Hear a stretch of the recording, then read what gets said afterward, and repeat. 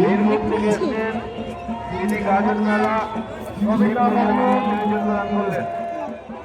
50 টাকা দান। যারা যারা পুজো গাজন মেলা এবং মন্দিরের নির্মাণের জন্য দান করতে চান, আমি তাদের প্রত্যেককে বলবো আপনারা আমাদের টেন্টের দিকে এগিয়ে আসুন। আমি তাদের প্রত্যেককে বলবো আপনারা আমাদের টেন্টের দিকে এগিয়ে আসুন। মন্দির নির্মাণের জন্য টেন্টে সমস্ত ভলেন্টিয়ার ভাইরা নীল বই নিয়ে বসে আছে, আপনারা সেখানে